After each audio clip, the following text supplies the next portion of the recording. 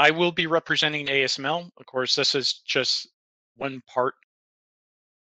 I represent one division of the company, so there's a much bigger team behind me as well. And the way that I made this presentation is I know not everyone is necessarily as far along into the implementation of DFM Pro as we are. Some are still building business case. So I do want to kind of describe what we thought about several years ago about how to actually sell this to management, and then also to kind of tell you what's going really well, what's can improve on, and try to give you tips about how to actually make this a little bit more successful based off the learning that we've had over the last several years. Now, just a little bit of introduction about myself is I'm a team lead within the engineering infrastructure group within Wilton, Connecticut. So the engineering infrastructure group is really about anything to do with kind of software tools that support the engineers. One of this is we use for our PLM system, we use Siemens Team Center, and we also use Siemens NX for the CAD software. And part of my job is really to make sure that we have adequate support in Wilton. And then also I am heavily involved with a lot of the global training efforts as well. So we do lead a lot of the training efforts, at least in Wilton, for the global. And I'm involved in pretty much anything in that infrastructure kind of world. The other thing I do is I work on anything that related to NX. So of course, DFMPro is obviously one of them. Otherwise, I wouldn't be here. And over the last couple of years, we've been really trying to focus on improving the usability of the software, reducing errors, improving training, because at the end of the day, we want the utilization to increase. And utilization doesn't only mean somebody hit the button, but it really means that somebody read the results, improve their design, and that can be quite the challenge, and I'll get into that more. Just kind of my experience, I do come with a background of quite a bit of different various manufacturing ability or experience. Now, I've been in this role for around 3 years, but before that, for quite a few years, I was a designer, lead designer, team lead for design projects at in the mechanical engineering group. And a lot of the stuff I did was mechatronics, so I did tiny little mechatronics, big mechatronics.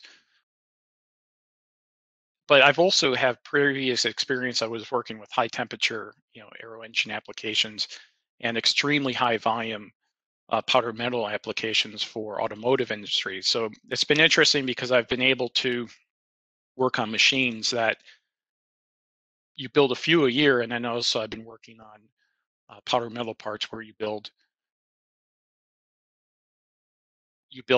thousands a week. So I also have some hands-on experience of actually building Formula C race cars and MIG-TIG and stick welding and CNC milling parts and launching carbide cutters into the atmosphere, and not saying professional, but it does give me a bit of a background in manufacturing. Now, ASML itself is a company that you've probably never heard of, which is really behind the scenes. All of the global manufacturers of chips around the world do actually use our products. And lithography uses light to basically print tiny little features on silicon. And I'll get into that a little bit more just so you can understand kind of the unique challenges that we have. And speaking of those challenges, these machines are extremely precise. There's really a high focus on motion control and metrology because we're putting features on wafers in the single digit nanometers. So you have to measure things to picometers or much better than what you're actually imaging. There's a lot of precision mechanics. So I'll talk about compliant mechanisms. We use flexures. And this all ties into optical systems and software that's very complex. But at the end of the day, what it means is we have very low volume components, and a big focus of ours is really about performance of the actual product. So we're worried about quality. We're worried about making sure it's delivered on time. These are common themes, which we just heard about this last half an hour. And price really isn't the most important thing for many of the parts. It is for some. But we really want to make sure the quality is there and there's a good, robust design that can be delivered. Now, ASML has been around a while. my division in Wilton, Connecticut actually goes back quite a bit farther forward, and we actually has a history of working for Perkin-Elmer with well before my time with things like the Hubble Space Telescope, and later it was Silicon Valley Group, and now it's part of ASML. And ASML, as of last year, is 28,000 people globally. We have 1,600, and I think it's actually closer to 1,800 people in Wilton now. And our user base for NX is 3,000 globally and 700 in Wilton. Now, these are some of these people view, I would say maybe roughly a third of the people here in this list is actually people who create new product designs. And of those third, maybe 1,000 globally, we do have about 470 licenses of DFMPro. So they are in high demand, and we do have to kind of share them. We do have a very diverse culture as well, 120 nationalities in 6 countries. And this is kind of important because if you're trying to teach people from around the world of different cultures all the same standards, it becomes very difficult to actually just put this in writing and make sure it's something that's easily translatable to all the different cultures and languages. That's where DFMPro is kind of a really handy tool, because you basically put all this information into a button, and it kind of just spits out a result. So a little bit more on the locations. The company is based in Veldhoven in the Netherlands. So that is really where the bulk of the design is done. Wilton in Connecticut is maybe 20% of the machine. Of course, that's where I'm from. And then San Diego is also a major, they have a very specific technology that they contribute to the machine as well. Those are the 3 primary sites that share the DFMPro licenses. We do have other sites around the world, but those are more from the support side. And just a little bit about semiconductor in general, the industry is enormous. And it's something that I really didn't appreciate until I started working in the company. Is that even in 2018, there were 600 billion integrated circuits produced. And this number keeps growing because as we go, there's more things like solid state hard drives and self-driving cars. These are really technologies that are pushing more and more semiconductors to be needed. So one of the things we like to say is that the computer or laptop or tablet that you're watching this presentation on is almost guaranteed to have an ASML produced chip or a chip produced on one of our machines. I know definitely the system that I'm presenting it on uses the technology that we have to actually, get this message to you. And semiconductor in general, just so you have a little bit of a frame of reference, people quite often see the silicon wafer and you have chips on it, but lithography is really at the center of this process. You start with a blank wafer, you deposit some material on it, you do a photoresist, and what we do is, if you think about black and white photography, you had a negative and you shine light through it, and we focus the light. We call that negative a reticle, and we use ultraviolet light. And you you put an image onto a wafer. It reacts with this photoresist, and there's a whole bunch of developing processes afterwards, but you actually end up with a physical structure on a chip, or that makes up a chip. And these chips are 30, 60, 90, maybe even more layers, but it's really our machine is right at the center of the process. It's the most expensive part of it. And, we're trying to put nanometer features on these wafers. So we do have a lot of cleanliness issues, and we have to be very precise. And that's where the more we can think about in our design about making things, say, easy to assemble, it just helps the whole process. Now, getting into the actual meat of the presentation here, how do we actually integrate DFMPro into our system? Like we use Siemens NX, and part of NX is Checkmate. This is used to create rules to basically say you have to run DFMPro before you can release a part to production. And I know other software out there has similar types of programs, so it's something worth checking in. Everyone has something comparable. Now, one key thing here is that we mandate that DFMPro is ran but we don't actually mandate electronically that the issues are solved. So this is one of the challenges that we do have. And anything you can do electronically, try to incorporate that. And the other thing that we have is at least 850 users over the last 3 months have tried to pull a license at one point in time. So we do actually have to share. It's quite a big user base for the 300 or 470 license we have.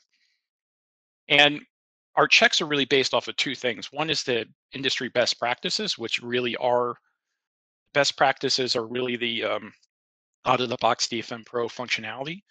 And then we also have ASML design rules, which apply to very specific use cases, or maybe we configure some of the out of the box checkers for our practices. And I'll say we focus on mono parts right now, not so much assemblies. There's some, but that's roughly 25% of the total new parts that we currently have. So common issues. The kind of issues that we currently have is this is really things that should be kind of universal to many companies. We do have some sheet metal, not too much, but interference with the flat pattern, part cut out close to an edge. These are things that DFMPro are quite good at catching and pretty universal. My personal experience a lot is more of the mechanical monolithic designs for machining, and this low volume or low wall thickness. And one of the issues that we do have is because we do have very tiny parts and very small, large parts in the same assembly, it's very hard to necessarily get good corner radiuses. So these ones come up a lot, small slots. We also have some unique types of things that occasionally we actually do want small fillets, even though we flag that we don't company standards. There's some conflicting things there because we have to keep things clean. Drill breakout section, this is actually a huge one because a lot of our technology now uses vacuum systems. And if you have this little tiny pinhole in the bottom of the thread, it could actually create a leak and something that's very hard to actually detect. So, it's an interesting use case that we can actually benefit from. Now, the summary of the use case kind of benefit is really, this is minutes. You can have hours and hours of checks and you can complete it in minutes. Because what you're doing is you're consolidating knowledge. And at the time, we had 35 documents to find different various standards. And if you have a new hire come in, especially somebody with very little engineering experience, do you take 35 documents, print it, put it on their desk, and make them try to remember it? You can try that, but it's going to fail. It's very hard to absorb that much information and also remember where the information is stored later. So by putting it into DFMPro and having a button, you can take all this knowledge, you can take the lessons learned that you have over time and make it a button click. And we do this for things like water connections, as we do have an assembly check, one of the few that basically looks to make sure that you have the correct connection of parts. So the system is always kind of right the very first time, which, this is always the goal, first time right. And it's something that's very hard to achieve. So how can we get closer to that? And I already mentioned this is a learning tool. My personal view is DFMPro is a great tool to have, say, inexperienced engineers come in and start learning these different types of things that they should design and think about. And then as you develop in your career and you start making less and less errors in DFMPro, you're actually learning these fundamental things in the background. And then you can use it more for validation instead of learning over time. And of course, the end goal is reducing the number of conversations with your lead designers, with your suppliers, and a kind of a cornerstone for me is focusing on letting designers focus on the complicated parts and not necessarily the very simple, easy to define things, which I'm going to actually talk about in a minute. So what's easy to check with DFMPro? And this is well, let's just say catching easy to overlook, difficult to spot details with well-defined rules. Now, the engineering infrastructure team in Wilton, we have this mission statement, which essentially we're saying we're trying to provide processes and tools to let engineers focus on engineering. And if I look at this part on the right, this was almost a meter housing, and it has this 100 millimeter bore and bearing in the center. And this was done before we had DFMPro. And the issue that we had with this part is that there's threaded holes which are very close to a bearing board and aluminum part. And what happened is when the manufacturer was threading the part, it actually deformed the bore, and we can't get the bearing in. So this is something that we solved with the supplier through process. We were able to thread the part first, and then we, instead of interpolating a bore, we turned the bore. So the issue went away, but with a very simple rule of saying don't put a hole this close to a bore, you're able to prevent this completely. So we're able to, with one quick check, we're able to avoid basically a 2 or 3 month kind of optimization of the process. And the other thing to keep in mind is because this was a very large, for us, this was a large frame, and you're looking at a tiny little M4 or M5 bolts, unless you really have a lot of experience and a good sense of scale on looking at a computer screen versus on paper, or maybe you print one-to-one on a plotter, it's very hard to really kind of get a good sense of scale. And these things are very easy to miss, but it's also very easy to catch with DFMPro. And another really kind of important thing about DFMPro is that because we use this checkmate enforcement, we're able to actually 100% get DFX kind of investigation on parts. And one of the important things about this is when you're talking about design reviews, you tend to focus on the critical things. And most of the parts are actually relatively simple brackets that you might not look at. So we use this tool to basically cover those things and make sure we don't miss anything in the background.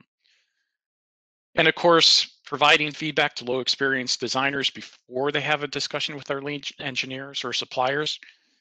We, especially in 2020, there's been a lot of difficulty at least having face-to-face kind of conversations. So the more efficient you can make these conversations with your experienced people at critical times, it helps. So take all the easy stuff out. And I'll say that, like, if I'm looking at a part and somebody puts a radius in the wrong position, so you end up having a 4-axis feature instead of a 3, it's very actually hard for me to review the part, objectively. So get all of that stuff out of the way first. And of course, this is really great for well-defined rules. Now, the challenge is that design for manufacturability is definitely subjective, and it's very dependent on the part and the actual application. And we at ASML, we definitely have a lot of cases where designers say, I don't trust your tool because it told me there's 10 different ways that I can't make this part, but I'm holding it in my hand and it works. So your software isn't working. But what happens is a lot of this is based off of the company standards, and people are blaming the software tool instead of blaming the core standards that are behind the software tool, or at least understanding that there is a gray area here. And what we kind of do at ASML, at least especially in Wilton, is I want to use DFMPro as really, it's a discussion, it's a starting point to have these discussions. It's not a black and white tool. It's not the end all be all. You don't have to 100% fix every single error. What you need to do is make sure that there's some framework that you take this information and you put it into a discussion and a review process. So we actually integrate this into our design reviews now. At least we're working on it. It's a manual process, but I'll talk about that a little bit more. And one of the biggest things you can do is constantly remind your users where the help files are and to read the warnings. Every single opportunity I get to tell people, I do, because what I find is we had at least one situation that didn't understand why it was giving an error, but they never actually read the message. And you could tell that by reading, hey, this is an 850 millimeter depth of cut, where the designer thought it was a 40, the software was actually assuming that you were machining the part from the opposite side of what the designer thought. And this is because there was an overhang in the part. And they spent a couple days looking at this error, and then they finally, I told them read the message, and they finally understood. The other thing is read the help files. There's nice simple diagrams in there that show you this is exactly what it's checking. And for whatever reasons, users just don't like hitting the help button or actually reading the error. They just read the description. So keep that in mind. Make sure it's part of your training. And then the other big thing is I do like to focus on the positives of the software. So once again, this is the well-defined features, and this really does cover a majority of our parts, and it also covers a majority of the features of our parts. So on the right side, I show a little flexure that I designed several years ago. We do have these tiny little blades that are wire EDM'd in. They might be a half a millimeter or a third of a millimeter thick. And like I said, design reviews, you're going to focus on those blades. But DFMPro still can help you remember to give spacing to threads and do the other parts. 3/4 of the features on this part, on this model, still apply to DFMPro, even if we're not currently focused on the EDM as far as in DFMPro. And the other thing is the flexures themselves. We know that the senior designers and the people in the design review really will focus on those features. Don't forget the other things. So other pitfalls, I wanted to include this just to kind of cover the types of issues that we're seeing and challenges that you might run into. And the first one should just sound completely obvious, that DFMPro is only useful if you actually run it and you investigate the results. So, but DFMPro is not implementing it. Implementing it means you have to make people run it, and you also have to actually have some sort of process to review the results. So making people run is easy. We use DFMPro, it's tracked electronically. But this is where I was starting to talk about what we do is we integrate it into the design review template in Wilton, and this is something that we will push and discuss in, say, the global setting as well, but we're still kind of working towards this. You have, in our template, you basically have to say that I reviewed my design with the senior designer, and they agree that this part is manufacturable. It brings this conversation right to the forefront. Somebody has to basically promise that, yes, I did the work and I didn't just hit the button because I had to. And the other kind of thing is that for some reason in Wilton, there's a mentality that design intent and modeling of design intent is related to DFMPro, and it really isn't. DFMPro only looks at the final geometry. It doesn't know how you modeled the part, and it also doesn't need to. So keep in mind, still teach your users good practices, making sure that features and dimensions kind of align, so they're built well, design intent. And at the end of the day, DFMPro is really about giving the designers a tool to make their job a little bit easier. It's not actually replacing them. So you still have to put a lot of thought into it. Just something to think about and make sure that your training and usage of this software makes sense. Now, one of the biggest challenges that we have is making sure we understand, was this worth it? If management goes and asks you, how much money did you save?